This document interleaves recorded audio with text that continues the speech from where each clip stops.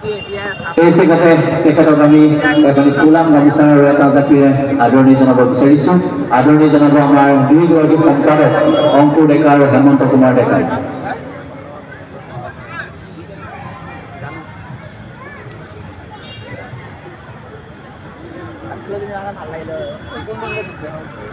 এয়া জুনুনাথ আৰু জুনুনাথৰ কাৰণে এবাৰ হাত চকুৰ বজাই দিওঁ জোৰে।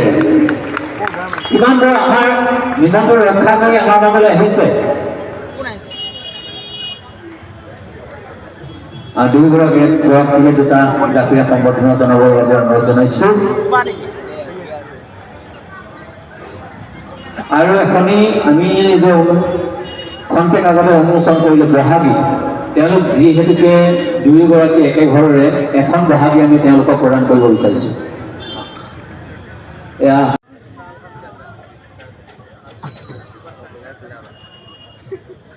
নমস্কাৰ, কেনেকুৱা খবৰ মৰিগাঁওবাসী? ভালে আছেনে? ভাল লাগিল সঁচাকৈ। আজি মই প্ৰথমবাৰ আহিছোঁ ইয়ালৈ। মৰিগাঁওলৈ শ্বুটিঙৰ ক্ষেত্ৰত চাগে এবাৰ আহিছিলোঁ, কিন্তু এনেকৈ বিহু মঞ্চত আজি মোৰ প্ৰথমবাৰ। প্ৰথমতে সেইকাৰণে আপোনালোক সকলোকে আৰু ইয়াত উপস্থিত থকা প্ৰতিজন বিশিষ্ট ব্যক্তিক মোৰ তৰফৰ পৰা ৰঙালী বিহুৰ বহুত বহুত শুভেচ্ছা আৰু লগতে অসমীয়া নৱবৰ্ষৰ উল্লেখ জনালোঁ। আৰু লগতে মৰিগাঁও নগৰ ৰঙালী বিহু সন্মিলনীৰ লগত জড়িত প্ৰতিজন কৰ্মকৰ্তালৈ মোৰ বহুত বহুত শুভেচ্ছা আৰু ধন্যবাদ। কিন্তু প্ৰথমতে ধন্যবাদ জ্ঞাপন কৰিব বিচাৰিছোঁ আপোনালোকক আৰু অসমৰ প্ৰতিজন অসমবাসীক একচুৱেলি, কাৰণ আপোনালোকৰ মৰম আশীৰ্বাদ আজি সেইখিনিৰ বাবে মই ইয়াত থিয় হ'বলৈ পাইছোঁ। বহুত বিহুৱা দল আছে আৰু বিহুত ইমান কথা ক'বলৈও ভাল নালাগে ন।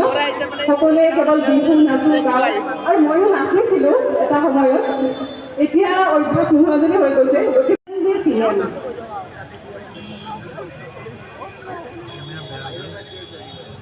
ডাইলগ কেনেকৈ ৰ'ব?